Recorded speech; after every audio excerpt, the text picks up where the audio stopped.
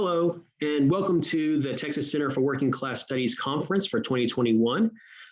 We have three great panelists here that I'm looking forward to introducing, and I think that we have three topics that are really important and are going to really help to expand our understanding of working class studies in the field.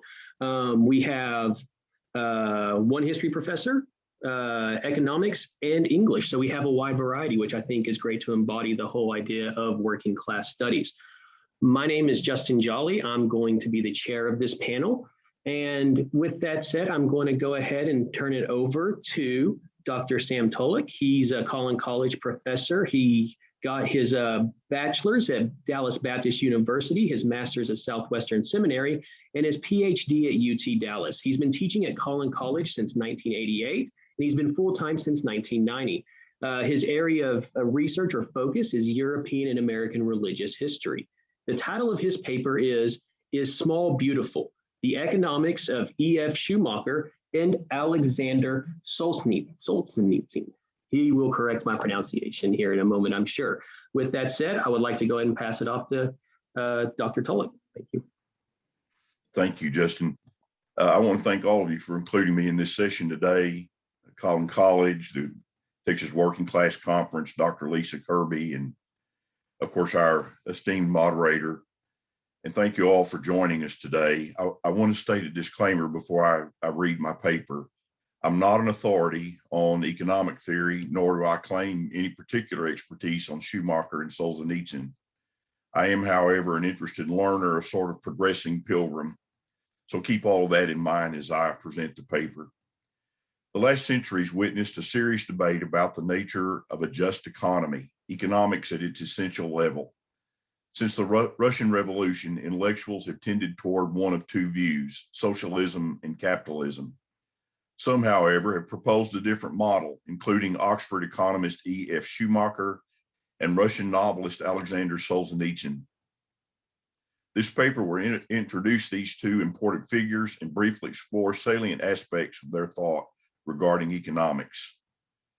Ernest Friedrich Schumacher was born in Bonn, Germany during the troubled years before World War I. He earned a Rhodes Scholarship and studied economics at New College, Oxford. Shortly after World War II, he escaped to England and was interned at a work farm for German refugees. John Maynard Keynes negotiated Schumacher's release and arranged a professional position at Oxford. After the war, Schumacher served as an economic advisor to the British National Coal Board. He saw coal as a more efficient energy source than petroleum. He anticipated the rise of OPEC and had reservations about the safety of nuclear reactors. By 1955, he claimed that small-scale production and local economies were the most rational stepping stones to justice, sustainability, and opportunity. Mohandas Gandhi and the teachings of Buddhism provided early inspiration, as did the writings of G.K. Chesterton, Hilaire Belloc, and Thomas Merton. He wrote his most influential works in the 1970s, shortly before his death.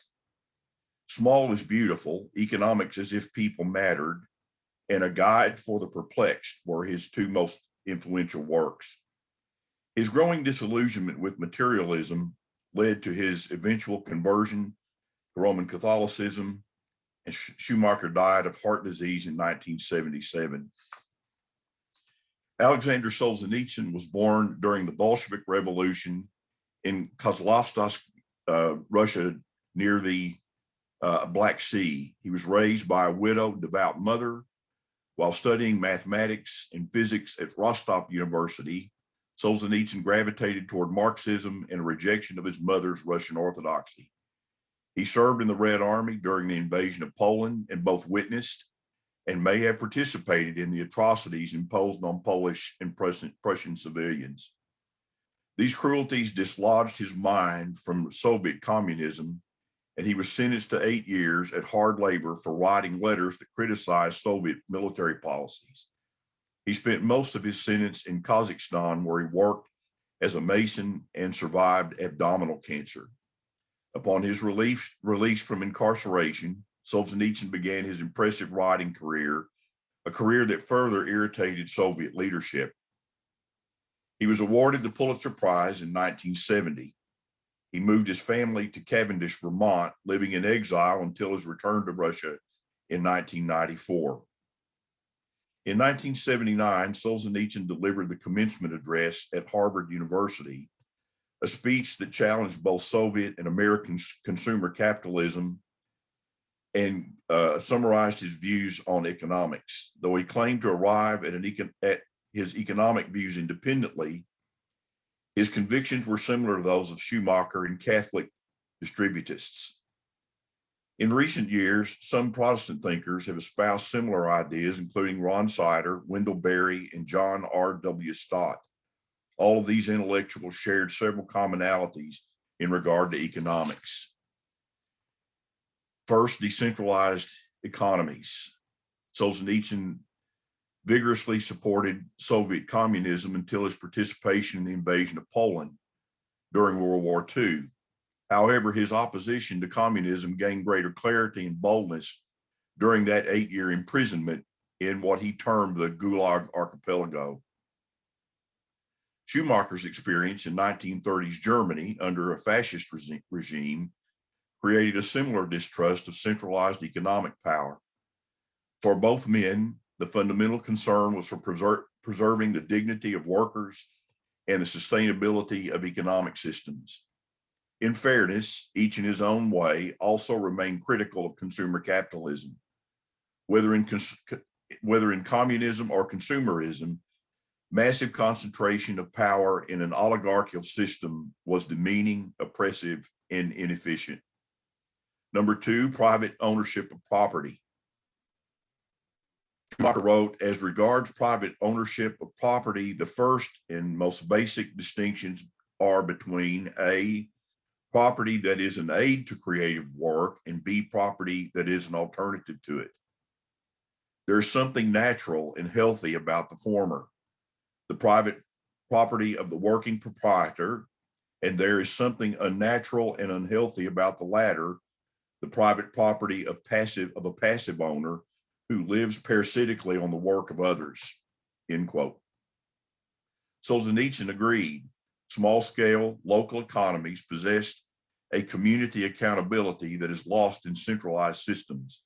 Both men believed that community-based economies would foster greater care for and use of natural resources. Number three, economics is an act of the will, what Solzhenitsyn called moral courage. Neither of these men were starry-eyed dreamers. They understood that their ideas were countercultural, both in socialistic and consumer capitalistic societies. Schumacher and Solzhenitsyn shared a similar religious pilgrimage from atheism to Roman Catholicism and Russian Orthodoxy, respectively. In his commencement address at Harvard University, Solzhenitsyn charged the West with a failure of moral courage. Quote, "The wrong is always easy and the right is always hard. The loss of courage is apocalyptic," end quote. He drew a sharp distinction between moral and legal. Both men expressed concern that modern societies, both American and Russian, place too much hope in political and social reforms which deprive people of the precious possession of spiritual heritage. According to philosopher Peter Kraft, the political right values only profits and the left treasures only two gods, tolerance and diversity. Near the end of his book, Small is Beautiful, Schumacher provides a useful summary of his thought. One, in small-scale enterprise, private ownership is natural, fruitful, and just. Two, in medium-scale enterprise, private ownership is already, to a large extent, functionally unnecessary. The idea of property becomes strained, unequal, and unjust. Three, in large-scale enterprise, private ownership is a fiction for the purpose of enabling functionless owners to live parasitically on the labors of others.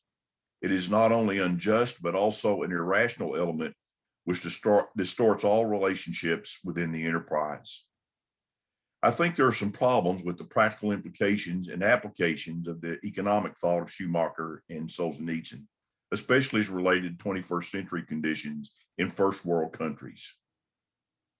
One, small-scale production might work for some contemporary needs, but one wonders about industries like automobile and energy production, especially petroleum.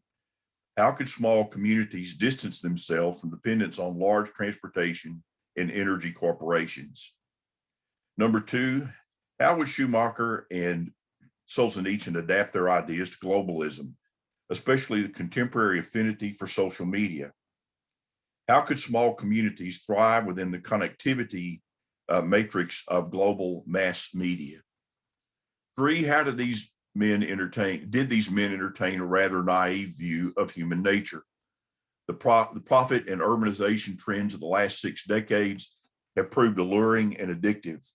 Whether one leans towards socialism or consumer capitalism, the urban seduction remains almost irresistible. American essayist Wendell Berry observes, quote, "Since the end of the Great Depression, even more so since the end of World War II, country people have crowded into the cities. They've come because they have attended colleges and become overeducated for country life. They've come for available jobs. They've come because television and movies have taught them to be unhappy in their provincial, backward, or nowhere circumstances. They've come because machines displace them from work and from their homes. In the long run, these surplus people, the not needed, have overfilled the labor pool and so have made labor relatively cheap. If we run short of exploitable poor people in the United States, we outsource our work to the exploitable poor in other countries," end quote. Granted, Berry's assessment of the US economy is dismal, perhaps too dismal, maybe excessively idealistic. Of course, I have also some pause in embracing his views on higher education. Nevertheless, he envisions an attractive alternative economic vision, a vision shared by Schumacher and Solzhenitsyn, a society that treasures and cares for the land and other natural resources, grounded in strong families and communities filled with skilled workers who find meaningful work. To create such a society, people must have a powerful moral will and resolve to find a better way. Thank you. Very good. Good. Thank you very much for that presentation. It was very interesting. You know, I'm familiar with Solzhenitsyn's work, Gulag Archipelago, but Schumacher is definitely somebody who's new to me, and I need to look up on him because that's very fascinating. Thank you very much, Dr. Tullock. You're most welcome. All right, next up, we have Professor Desta. He's a PhD. He is a full-time faculty member at Collin College. He teaches economics at the McKinney campus, and his research interests include international relations, political economy, and economic development. The title of his paper is "The Social Contract in the American Working Class." And so with that, I'm going to go ahead and pass it off to Professor Desta, and thank you very much.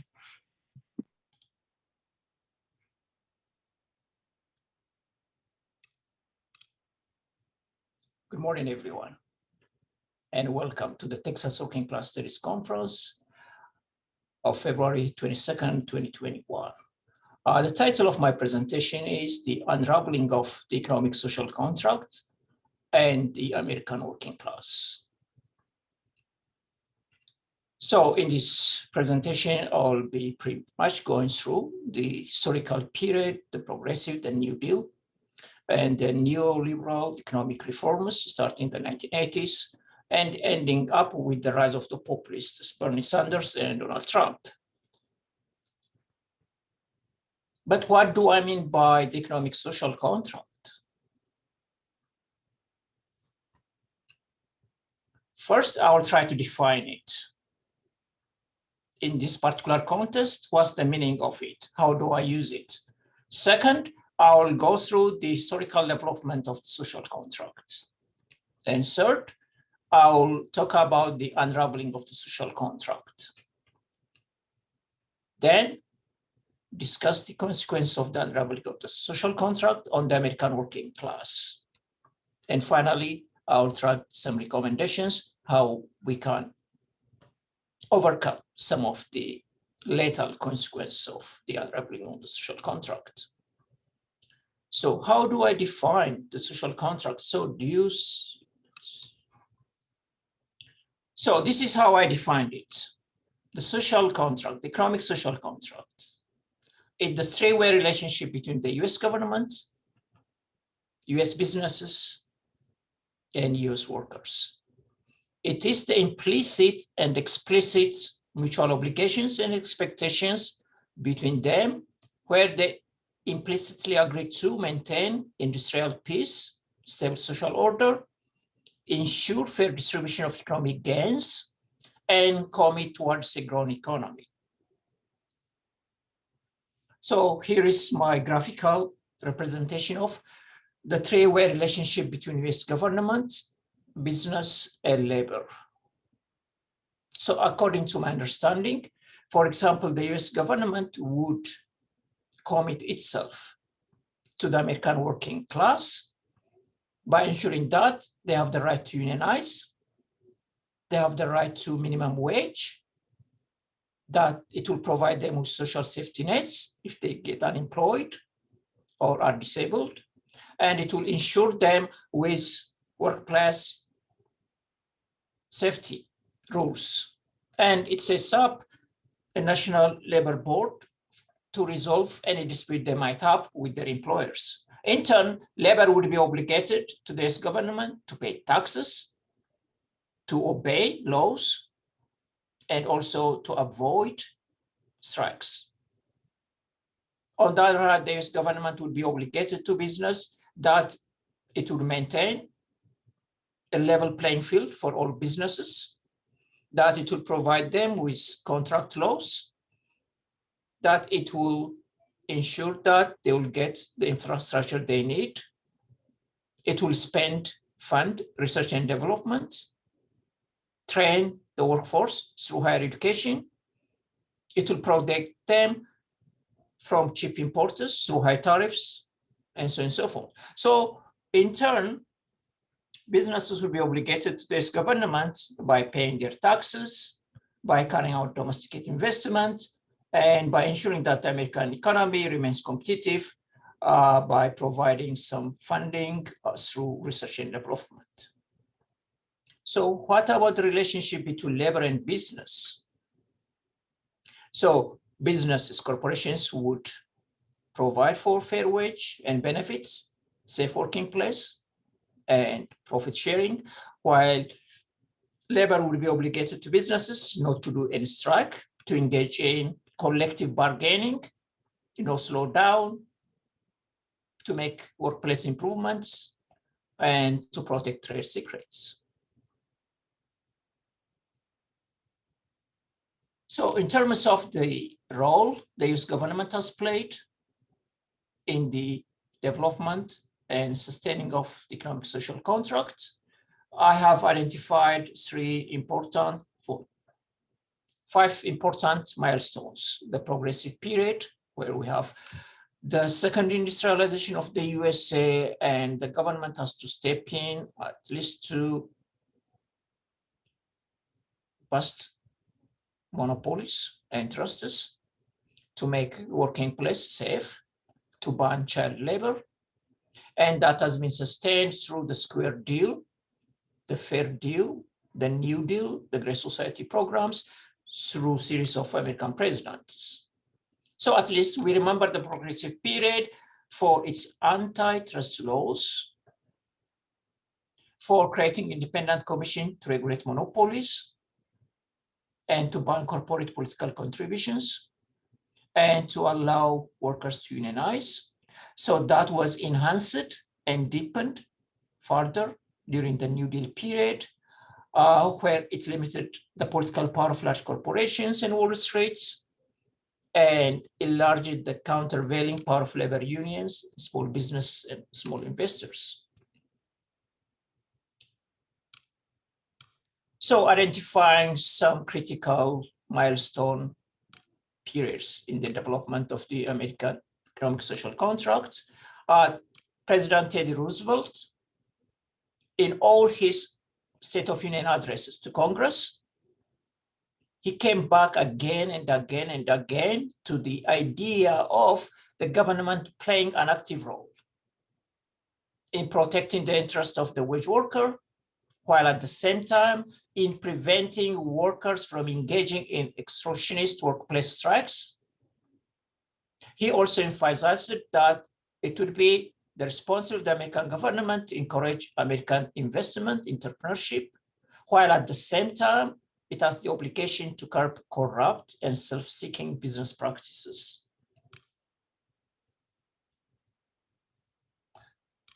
According to President Harry Truman, a New Dealer, he said, democratic government has the responsibility to use all its resources to create and maintain conditions under which free, competitive enterprise can operate effectively, and there is an abundance of employment opportunity for those who are able, willing, and seeking to work. So they didn't shy away from saying that the American government have to have a role in the economy. So some of the key developments also included the creation of some agencies, institutions, where the rights of American workers would be protected, that they would have the right to unionize, and that they will do not strike to the point where they will impair the American economy, that they will promise to engage in collective bargaining, and if they have any dispute before they go on strike, that they will bring it to the National Labor Relations Board. Furthermore, after World War II, after the crisis of the Great Depression, Congress enacted the Employment Act of 1946, again, furthermore, giving the American government some heavy role in stabilizing the economy, in protecting American working class people, as well as in ensuring that the American business enterprises will not engage in any kind of harmful practices against their workers. So the American government took upon itself to promote maximum employment, production, and purchasing power in the economy. It created Council of Economic Advisors to advise the president that what the president would make in form of economic policy would be sound. And within Congress itself, it set up a joint economic committee composed of both political parties so that they will keep a steady eye on the American economy. So after World War II, the American economy, like all other developed economies, came to be known as a welfare capitalist system, in which the working class, job security, and welfare was protected and guaranteed by an activist government. So they set up social security programs, they allowed collective bargaining,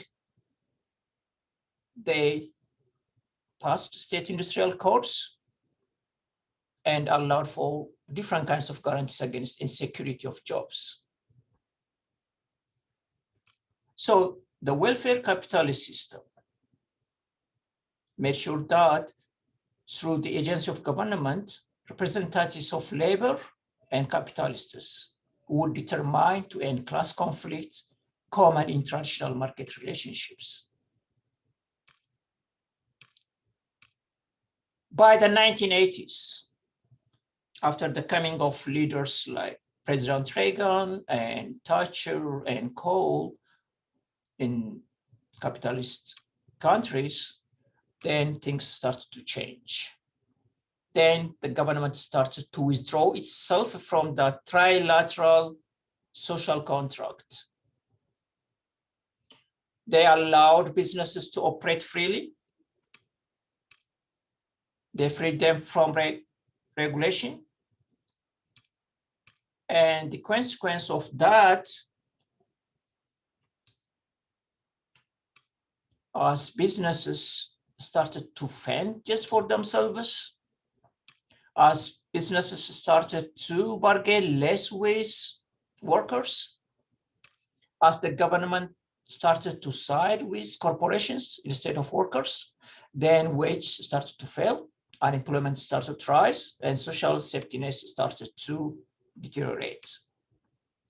On the other hand, for the capitalist class, bank bonuses soared, corporate welfare strengths, and corporate safety nets expanded. So the unfortunate result of that tattering of the social contract was an environment of bitterness and anger, of fear and mistrust started to set in, particularly among the American working class.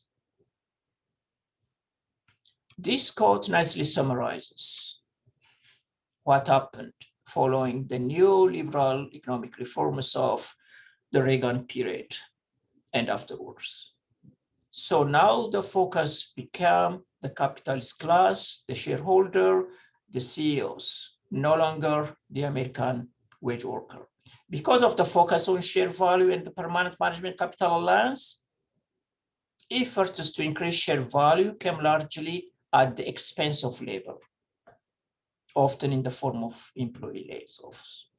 So in order to streamline corporations, whenever they talked about cutting the fat, it was not their bonuses and their salaries which were cut, but they cut expenses by laying off workers in mass numbers. Workers lost their bargaining power because no longer the government was interested in protecting workers' rights, and as the result, membership in labor unions started to decline. And that took off, particularly after the 80s, after the neoliberal pro-market reforms.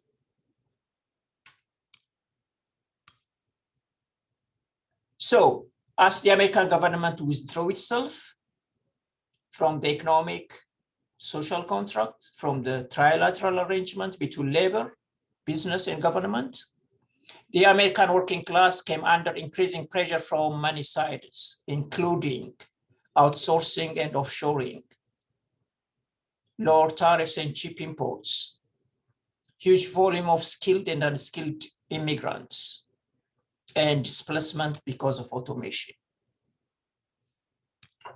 So the number of Americans working in manufacturing started to drop.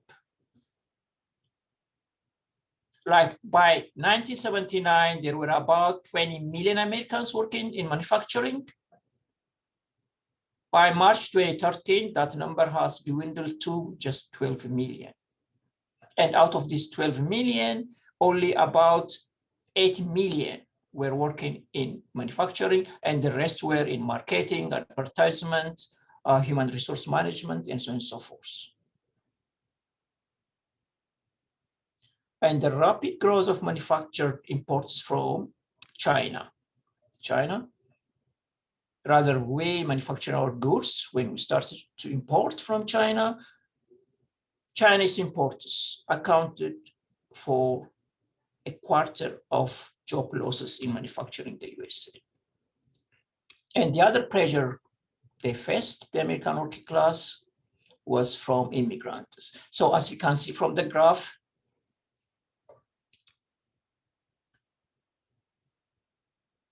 immigrants coming to the USA took off.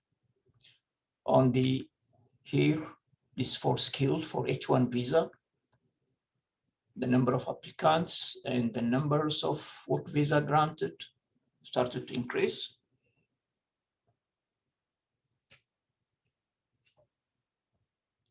And at the USA started to offshore, outsource its manufacturing. Its imports started to exceed its exports, and the country started to suffer from trade imbalance. Even if those Americans were still working, their productivity was gone up. They were more productive. physical technology, better education, better training, and so on and so forth. But unfortunately, their median income didn't keep pace with their productivity level. So while real median income stagnated or fell from previous levels, their productivity was gone up. So who is gaining economically from the productivity gain? The top 1%ers. So that income inequality was to see during the Gilded Age in the 1920s. So it repeated itself in the 2000s. So the top 1% was getting about equal wealth compared to the 90% in the bottom.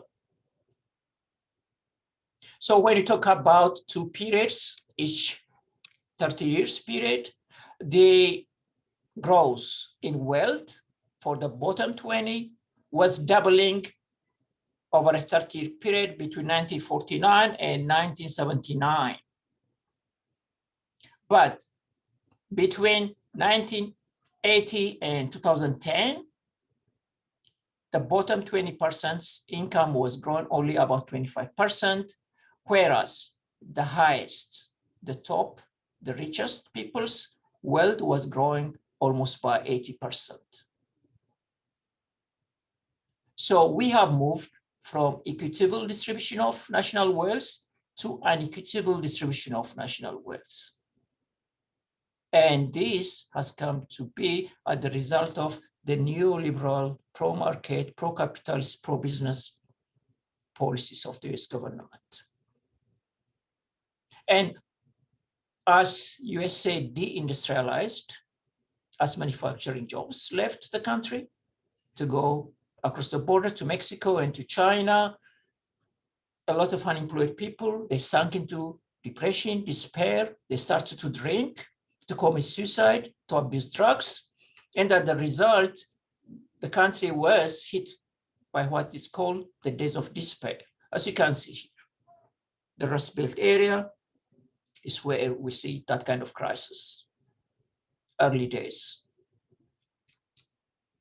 So the mortality rate for American middle class people, for those aged between 45 and 55, their mortality rate has gone up.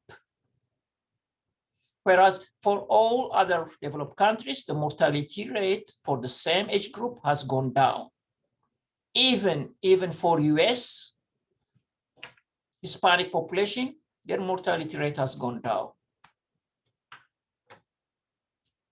And why is that so? Those medical doctors who did this research said that destroy work, and in the end, working class life cannot survive. It's the loss of meaning, of dignity, of pride, and of self-respect that comes with the loss of marriage and of community that brings on despair, not just or even primarily the loss of money. So one of the consequences of this massive unemployment, deindustrialization, is the rise of the populists. On the left, the rise of Bernie Sanders. On the right, the rise of Donald Trump. Both highly protectionist, both trying their own respective ways to restore the economic social contract back to the core of the American political economic system, to defend the rights of the American working class. So what can be done? I think the country needs a national industrial policy, how to protect for national security reasons, as COVID-19 exposed, disclosed, that the USA cannot depend on other countries like China, India, or Mexico for essential life-saving equipment. It must be self-providing, self-sustaining in terms of key productions. It must have a protective trade policies. It must stop signing trade agreements, which will be at the expense of the American working class. It should have a sound immigration policy. The American working class needs some kind of protection from unlimited supply of skilled and unskilled immigrant labor. Buy American initiative by the federal government can help to revive America's manufacturing industry. Tax breaks for American and foreign businesses who invest here or who bring their manufacturing capacity back to the country. And promoting technical education and apprenticeship programs starting from high school, college level, and also revisiting the social safety net system. People in the Rust Belt area, they don't usually move if jobs are available in Texas or in North Dakota because they are well settled and because they are receiving generous safety net payments from the federal and state governments. So reforming that, revisiting that aspect may help to push people in order to make them a little bit mobile to seek employment opportunities in other parts of the country. Thank you for your attendance.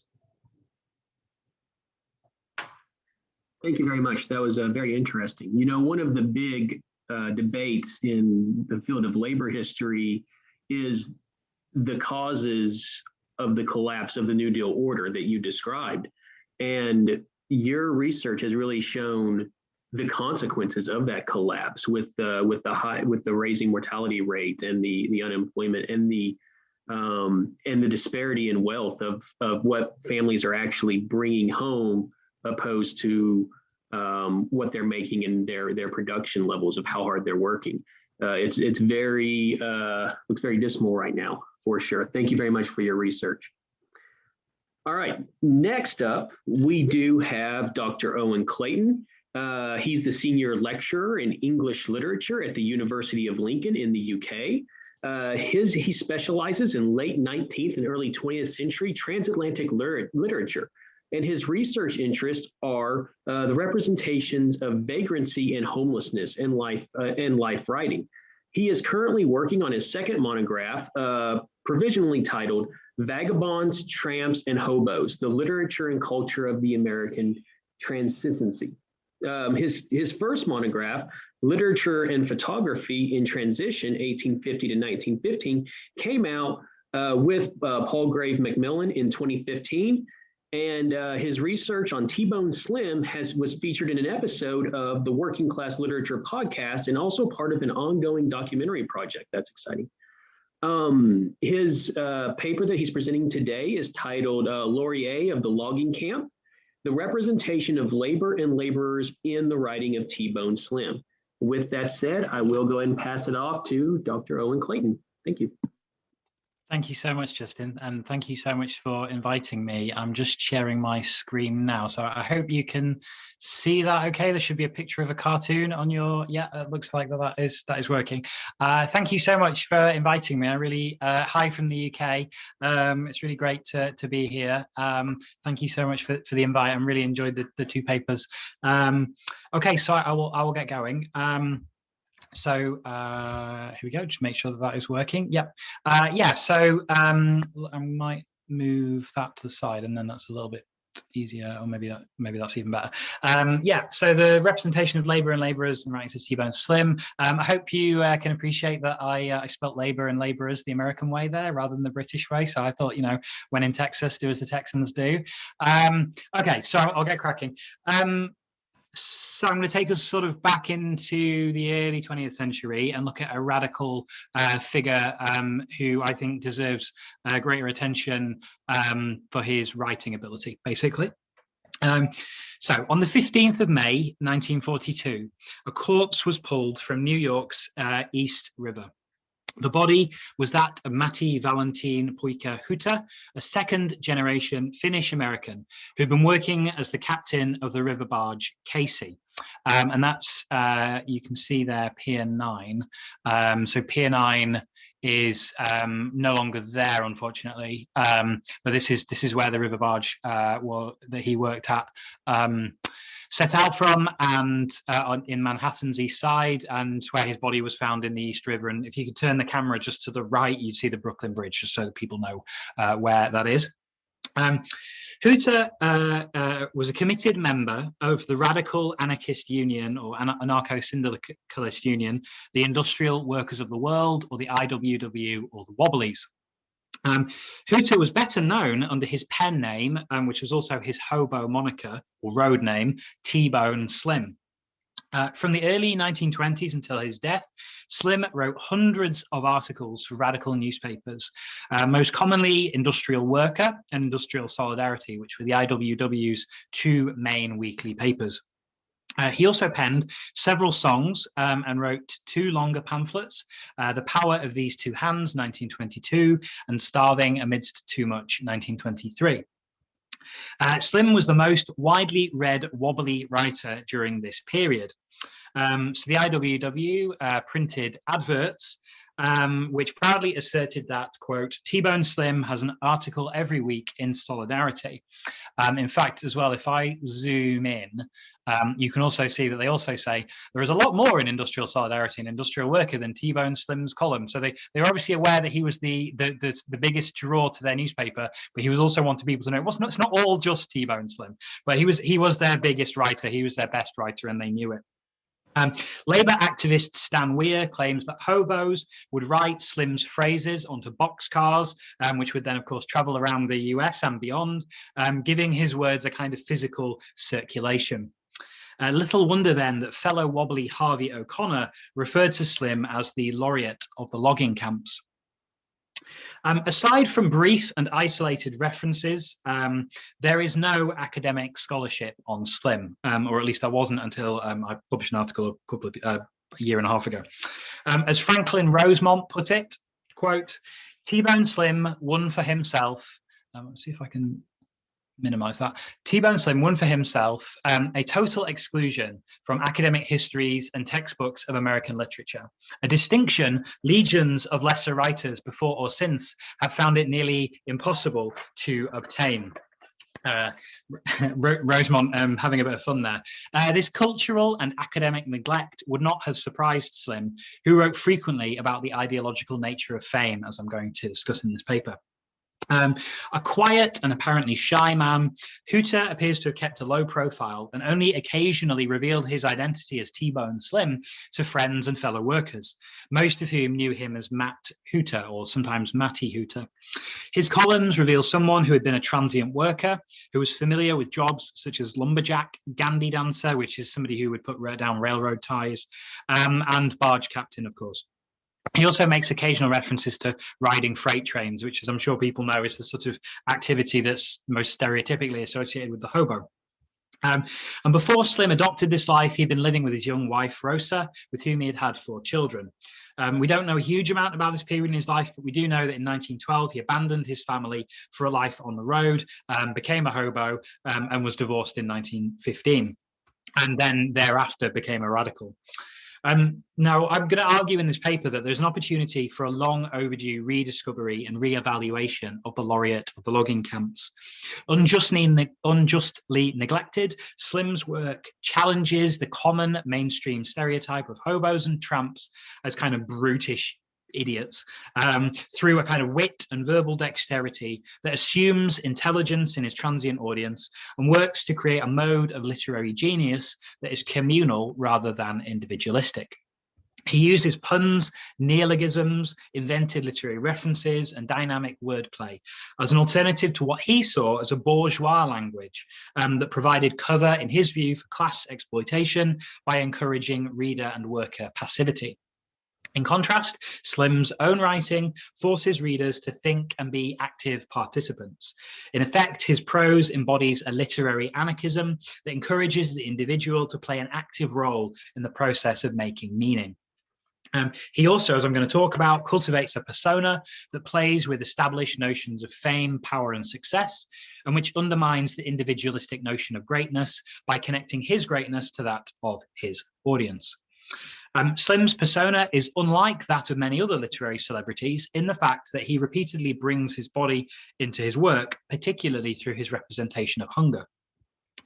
So he portrays the class struggle as a conflict over care for the body, especially in terms of who gets to eat the best food. So this is kind of broken up into 3 sections. The first section is about language, or kind of culture and language, T-Bone Slim's coagulated verbosity. So for Slim, what he saw as bourgeois language, and he really had it in for the conservative Hearst newspaper columnist Arthur Brisbane. He referred to the writings of Arthur Brisbane as Brisbanalities. So for Slim, writing like Brisbane's, which is kind of bourgeois in his view, was meant to divide the working class amongst themselves. And he repeatedly discusses the ideological connotations of words. And this kind of runs throughout his work. So in passages that are reminiscent of the work of some of the work of Ambrose Bierce, Slim provides alternative dictionary definitions of words that might kind of in everyday use seem harmless, but which actually for him hold significant ideological weight. So to just give a few examples, Slim defines, and these come, by the way, if anyone's interested, these come from this book, which is edited by Franklin Rosemont, who I've already quoted, called Juice is Stranger Than Friction, which is a selected writings of T-Bone Slim. It's increasingly hard to find this book, to be honest, and I'm actually intending on myself publishing a larger edition of Slim's work so that more people have access to his work, because it's very hard to find. But these quote, a lot of these quotes either come from his original articles or they come from that book. So Slim defines profit as the price ignorance pays greed for the privilege of starving in a world of plenty. He defines tear gas as the most effective agent used by employers to persuade their employees that the interests of capital and labor are identical. And he also defines charity as throwing a life preserver into a drowned man's coffin. So these definitions ask readers, as well as being just funny, they ask readers to look again at everyday terms in order to see their true appearance as kind of linguistic weapons in a war against the workers. So Slim's defamiliarization, for those who are not in literary studies, defamiliarization is a literary studies term that means to take a word or a concept or an idea or a thing that we sort of see every day or is kind of normal and we're kind of used to seeing and don't really think about it very much, and to make that thing strange, to defamiliarize it. So Slim's defamiliarization of profit and charity frames these ideas in negative terms as part of an exploitative system that provides the working class with starvation wages and then hands them a small and ineffective solve in the form of handouts. And his reference to ignorance in the first definition suggests that it is the false consciousness of the workers in not opposing the profit system that enables their exploitation. And his pithy description seeks to introduce these ignorant workers to the concept of surplus labor. And in a different way, his definition of tear gas is aimed not at tear gas itself, because I don't think anybody would ever argue tear gas is a good thing, but rather at the widely accepted notion that, quote, the interests of capital and labor are identical, end quote. He implies that workers who refuse to accept this idea, presumably by taking to the streets in strikes and demonstrations, are met with violence and forced to submit. I really like the way he uses persuade there as well, to sort of an understated, euphemistic way to talk about the use of tear gas. Commenting on his inability to read an Argentinian newspaper, Slim remarks, quote, "Strange, isn't it, how words are meaningless unless given interpretation by the reader?" This apparently innocuous question encapsulates, I think, his approach to his writing. Slim seeks to make his audience into active readers through his literary style. So his most common technique to achieve this goal is by combining old words into new. So to creating new words out of old words, neologisms out of new words. usually with an explicit political message, a technique that he calls coagulated verbosity. In several attacks that he makes on mainstream newspapers, Slim terms the main banner, so the bit that goes at the top of the front page of the newspaper, he terms that headlines. Now, whether aimed at generating a smile or a sigh, Slim's neologisms ask readers to combine the ideas inherent in two otherwise separate words. Unlike bourgeois writing, such as Arthur Brisbane's, that for Slim is aimed at making readers passive, this technique requires the active participation of his audience in order to create meaning. You have to kind of lump those two words together yourself to work out what's going on. But it's also not that difficult as well, so it's quite accessible. In addition to the numerous single word neologisms that are scattered throughout his prose writings, Slim also makes extended plays on words that push the meanings of those words to the limits of logic. For example, in critiquing a mainstream newspaper's claim that abundance means prosperity, so a mainstream newspaper that says abundance means prosperity, in other words, this mainstream newspaper has claimed that when the economy grows, when the country as a whole gets richer, that benefits workers. So abundance means prosperity. Slim disputes that idea. He very much disputes that idea. And in response to its newspaper that has said abundance means prosperity, Slim says this. He says, "Bring out your best types, Stumpy. We'll close debate. Never has there been a shortage of abundance in these United States. Rather, it has been a case of too much abundance. And too much is not enough.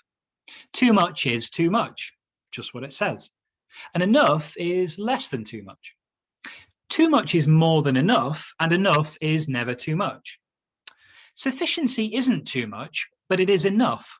So you can see yourself. Enough is enough, and too much is too much. Abundance is too much and not enough. Hence, it is a very ambiguous quantity to monkey with. Better stick to sufficiency, be it ever so elegant." Okay, so this passage mostly consists of straightforward statements, such as enough is less than too much, that define words and phrases. Who could really deny that enough is less than too much? Of course it is, right? No one could dispute that. However, as the statements accumulate, the effect is to question their overall meaning, even while their standard meanings or standard denotations remain. So the self-evidence of never has there been a shortage of abundance and the tautological redundancy of it has been a case of too much abundance combine to put the word abundance through a dialectical process that implicitly parallels Karl Marx's critique of capitalist accumulation. So at the end, and as someone said to me after I read them this passage, well, who needs Das Kapital now when you've got this? So at the end of the process, the word itself has become something new.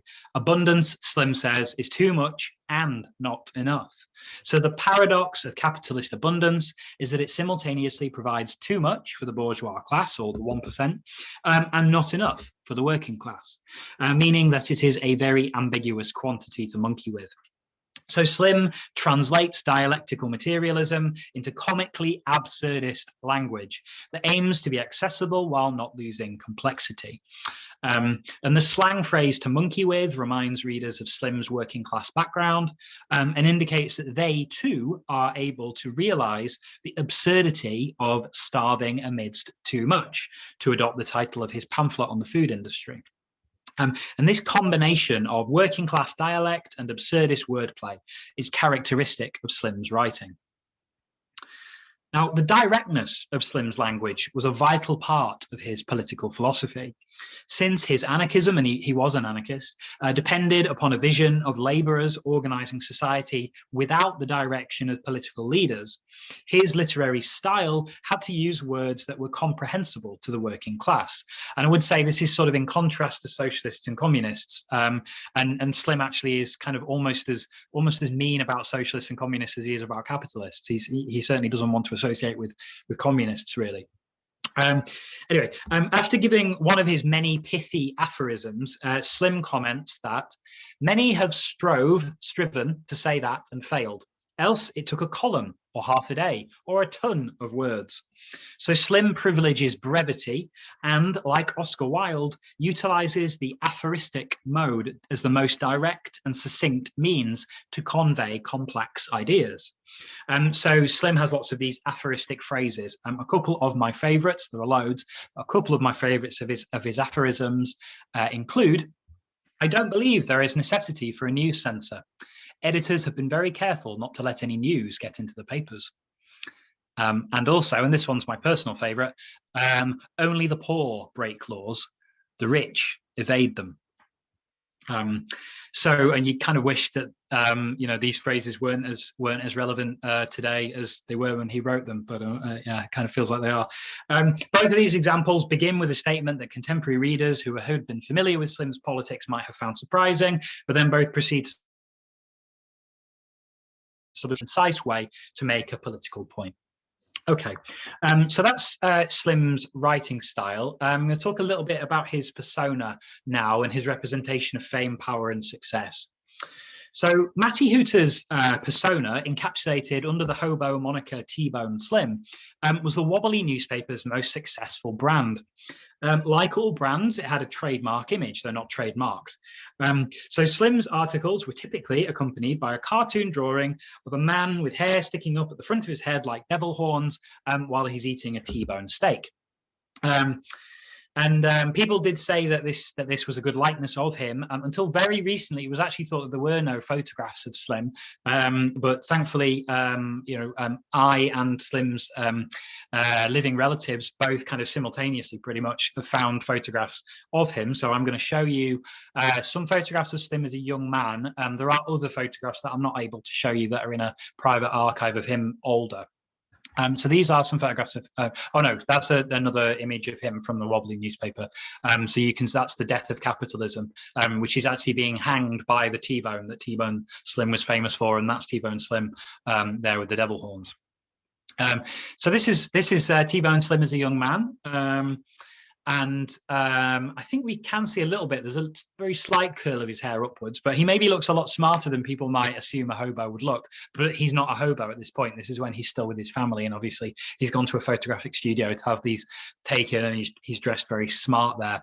I always think he looks a little bit like Max von Sydow, and that's his wife Rosa there. This is another image of him, again, young man. There's a third one as well with one of the children. So there are a couple of photographs of him older, and he maybe just look a little bit more like what people might expect a hobo to look like. But they're in a private archive, so I'm not able to show you those. Okay, so that's just out of interest, really. I think the kind of most important thing to talk about in relation to Slim's image and his persona is that this cartoon, which, as I say, was at the top of many of his columns, particularly the industrial worker ones, that this cartoon of him kind of encapsulated his sort of twin qualities of rebelliousness and hunger that were kind of key to his persona. So Slim was well aware that his kind of relative fame only existed within a small circle, a relatively small circle, of those who read radical Wobbly newspapers. So Slim was kind of simultaneously well known and obscure. And this was a paradoxical situation that he kind of folded into his persona through frequent comments on the nature of fame. So Slim asserted his fame in a way that's reminiscent of how Walt Whitman crafted his persona in his poetry and also in his anonymous self-reviews. Unlike Whitman, however, Slim's bombast is ironic, whereas Whitman's I don't think is. So Slim uses a variety of kind of self-aggrandizing phrases, including T-Bone the Great and the lustrous T-Bone Slim. His most frequent self-reference is a variation of I T-bone the ... and he's, T-bone the whatever. Such self-aggrandizing is then frequently undercut by the context of the particular article in which it appears. So, for example, he refers to himself as even I, the inimitable, immaculate T-Bone Slim, in a column in which he is forced to get a job as a dishwasher, or rather, as he puts it, to emancipate his future boss from the drudgery of the sink. So the kind of trivial everydayness of this situation, right, getting a job as a dishwasher, which is in contrast with the deliberate pomposity of Slim's phrasing, and that kind of creates a sense of comedy and maybe even bathos. Similarly, he notes that there is a movement. He kind of notes that he's read in the newspapers that there's a movement to buy Monticello, the home of Thomas Jefferson, for the nation, to kind of preserve it for the nation. And noting this, Slim asks, wouldn't it be a graceful deed if the IWW would purchase one of Fegg's brother's boarding cars, the home of T-Bone Slim, as a perpetual memorial? By the way, again, I request this be done after I am hung. So he's talking about buying a boxcar, right, which is the stereotypical way that a hobo would get around, by hopping a freight train. So the image of the IWW buying a boxcar for posterity is humorous in its incongruity and highlights the difference between a mainstream American hero, Thomas Jefferson, who lived in a mansion, and Slim, a prominent wobbly hero who has no permanent home. And the reference to Slim being hung or hanged indicates that he is aware of the fate of wobbly heroes, unlike Thomas Jefferson, who was able to die peacefully at home in his sleep, surrounded by his family and his slaves, some of whom were also family. So Slim also parodies the process by which ordinary people are idealized into heroes by imagining himself as a great leader. He grants himself enormous powers in some articles, as in one in which he imagines arriving by plane to save a harvest crop from going rotten single-handedly. He repeatedly states that he's on the verge of running for the presidency, which is a kind of manifestly absurd statement given the IWW's stance against voting. The IWW did not believe in voting. And he claims to stand on a political platform of, quote, softer seats and rubber heels, end quote, and says that he will not accept the vice presidency. Quote, it's president or nothing with me, and if it's nothing, I won't accept it, end quote. He also states that he intended to run for mayor of Chicago, but was held up on the eve of nomination by slow freights, emphasizing the unlikelihood of a hobo being in a position to assume political power. So by making these preposterous claims, Slim parodies the system of representative democracy and indeed the very notion of representation, of representative power itself. As an anarchist, he sees the idealization of political leaders as leading to the anesthetization of the working class. You know, we elect people and then we think, well, they're the ones who do politics, and so I can take a step back, I don't have to pay attention anymore. And playing on his pen name, he tells his readers that, quote, no great big T-Bone Slim or dill pickle fat is going to prance into an industry and tell the children in the drill press department, hear ye, I now organize you into the yearnful earners of the universe. The mock heroic language here highlights the pomposity of political leaders who assume that they can easily do for the workers what the workers have been unable to do for themselves. Such leaders are dangerous as they mislead their followers and potentially become demagogues themselves. As if that could happen today, eh? One maybe other thing to just mention is Yearnful Earners of the Universe is a kind of parody of craft and the names that 19th century craft unions had, or early 20th century sometimes, and they had these kind of medieval sounding names. So Slim connects his own greatness directly to that of his readers, stating that, quote, no one recognizes better than T-Bone Slim the insignificant magnitude of the world's greatest writer. A man is only great as a writer if his readers are great. Never was, is, or will be a writer greater than reader. So Slim's greatness is an insignificant magnitude if considered on its own. Rather than a quality of individual genius, greatness is a relationship between the writer and the reader. Okay, so moving to my final section, which is a bit shorter than some of the others, which is about his representation of hunger. So for Slim, revolution was a conflict over care for the body. He refers with typical gallows humor to sleeping rough. He says, quote, woke up stiff all over, lumpy bed. I'd inadvertently spread 2 sheets of newspaper in one spot.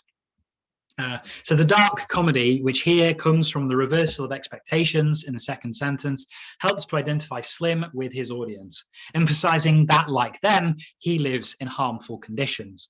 And when I've given this paper before, I've been asked, well, obviously Slim wasn't really sleeping rough, right? I mean, this is just a persona that he's putting on. Well, he does have a persona that he puts on, yes, but he also definitely also slept rough, and he was poor his whole life. So it is also based on his real life experience as well.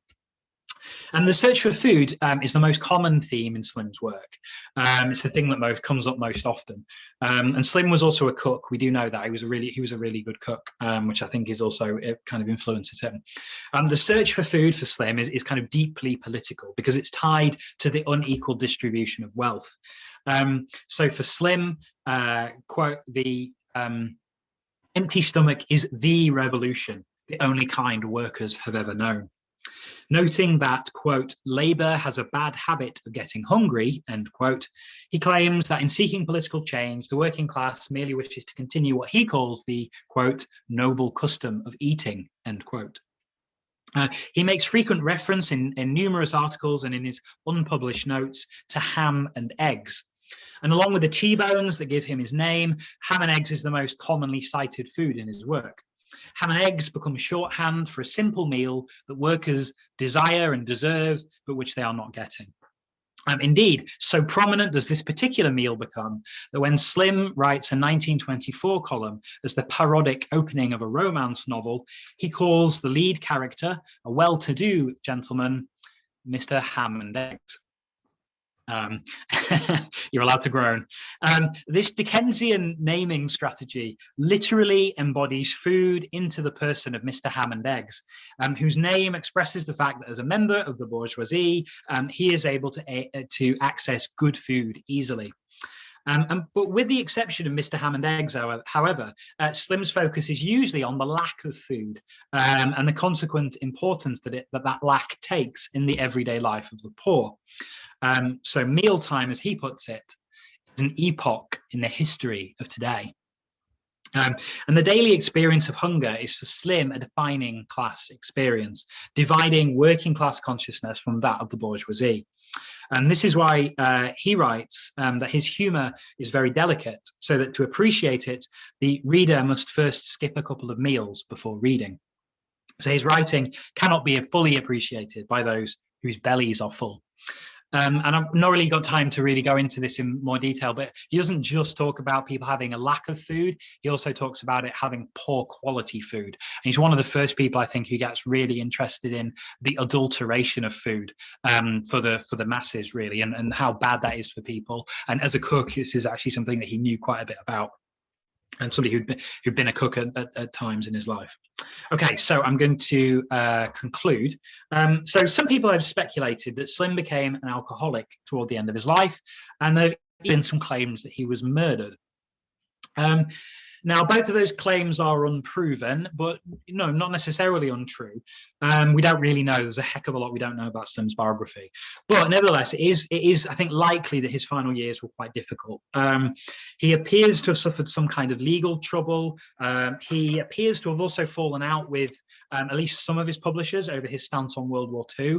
So unlike most people on the left, I guess, he wasn't just against World War I, he was also against World War II. And that, I think, that divided him from a lot of other people on the left. Whether for these reasons or just because of ill health, his previously regular publications dropped off dramatically. So Slim's columns, which ran consistently in IWW newspapers from the sort of 1920s onwards, suddenly failed to appear. So he writes articles, I would say, from 1921 up until 1941, pretty much every week, sometimes twice a week. But between July 1941 and his death in May 1942, his articles appeared in only 6 of 45 issues. We don't entirely know why, so there's still a number of biographical mysteries that remain. So to sum up, as this paper has hopefully shown, T-Bone Slim was a gifted writer whose contribution to American literature has been unjustly overlooked. His verbal dexterity, wit, and surrealistic style were unique in the radical newspapers of the early to mid 20th century. And as such, I think his neglect by literary scholars has been remarkable, and not in a good way. As well as being of interest to future literary scholars and labour historians, Matty Hooter's commitment to the cause of working class emancipation could provide an inspiration to many activists and writers who seek, and artists who seek greater social justice and equality in our own time. And indeed, there's an artist in Finland who's become interested in T-Bone Slim in recent years as part of this kind of renaissance that's going on. So I'll just leave you with one final quotation. As T-Bone Slim himself put it, to make two blades of justice grow where none grew before, that is beauty. Okay, thank you very much, everyone. I'll stop sharing my screen.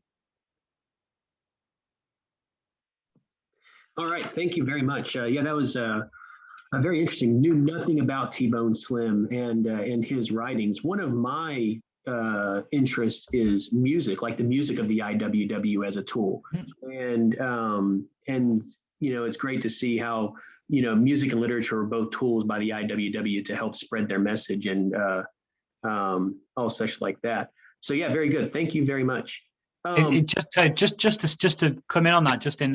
So I mean, I didn't really mention it, but Slim was a musician as well, and appeared in the Little Red Songbook. Quite a lot of songs by him in the Little Red Songbook, and he sort of saw himself as very much the heir to Joe Hill, I think, in many ways. So yeah, I didn't really go into that, but he was a musician as well. Okay, interesting. Yeah, that's great. That's great. So for the last few minutes that we have before I stop the recording, did any of the presenters want to comment or ask questions of each other? Yes, can I ask Owen? Good presentation. What was the education, academic background of T-Bone, and what was his working class background? Did he work anywhere as a factory hand? Yeah, thank you very much for the question. Yeah, so he grows up in Ashtabula in Ohio. It was known at the time as Finntown. He's a second generation Finnish American. So his parents had come over from Finland, and I think they'd only been in the US a year or two before he was born. And there's certainly an indication that he could speak Finnish pretty well, although he doesn't really seem to write in Finnish. He writes in English, and his education level seems to have been pretty good. That we, as part of the documentary project I'm involved in, we interviewed a local historian from Ashtabula called Collin, who at the time we interviewed her was 95, and she's sort of an Ashtabula kind of local historian, has kind of got her own section in the local library there, and she talked about how the schools in Ashtabula were really good, but they were kind of self-run schools in many ways, run by the community for the community, but they that they taught the classics and all kinds of stuff. So although he didn't really he was a working class background and quite poor, he kind of maybe in a way that's perhaps slightly unusual, maybe outside of these kinds of communities, seems to have got quite a good education. He also went to Work People's College in Duluth as well, where he got a kind of radical education from there as well. And in terms of the jobs he did, I mean, lived in Erie, Pennsylvania for a while, worked as a kind of a hoister with his family, so kind of hoisting freight off ships. And yeah, in terms of all the jobs, a variety of jobs that hobos would do, lumberjacking. There's an account of him being a camp cook on a railway line, harvest hand, and the freight barge captain thing that he did more towards the end of his life as well. But yeah, thank you very much for the question.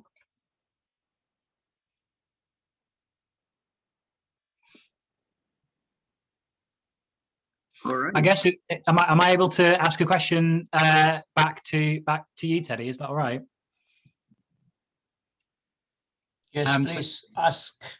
Sure. So my question would be, in terms of why did neoliberalism happen? So there are, I guess, issues with neoliberalism as you describe in terms of the effect on workers. I suppose, why did neoliberalism happen, and what kind of problems was it trying to solve? Whether or not it was successful in solving those problems, and I suppose how would you say that that the situation might be ameliorated in such a way that those problems don't happen again? I don't know if that question makes sense. Okay, I would like to start with your second question. I have made some recommendations at the end of my presentation, so I can do that again if you want me to. Let me go back and share my screen here.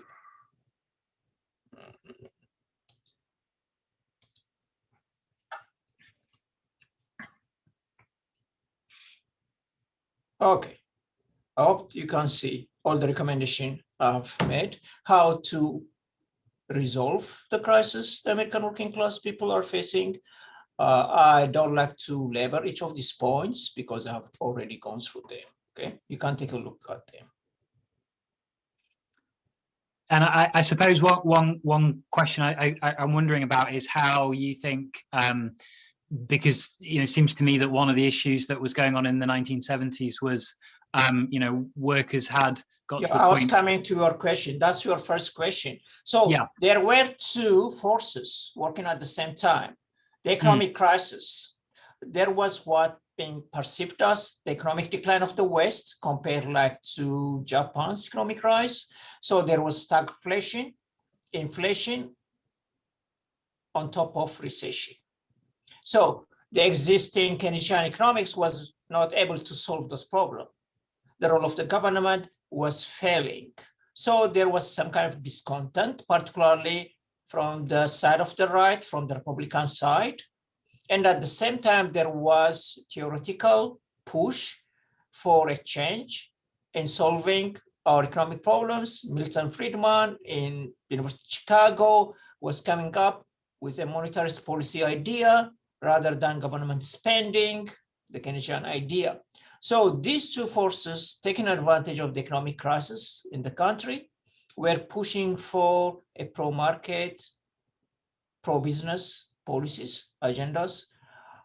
That's why the constellation of these forces then led to the election of Thatcher in Britain and Reagan here in the USA and all the rest. Thank you very much. Would you say that these recommendations that you've got on the screen, do you think that they would be likely to not lead to stagflation in the future then? I think we have to learn from history, from experience. Yes, we have implemented Keynesian policies and we have seen some problems with it. Yes, we have experienced neoliberal market reformers. Yes, we have experienced this problem. So how can we learn from our excesses and make a better policy package this time around? For example, President Biden is not totally abandoning some of Trump's policies because the American working class has been suffering. And he has been talking to America's largest union. And they told him that he should keep the increased tariffs Trump put in place for steel. He said, okay, I'll look into it.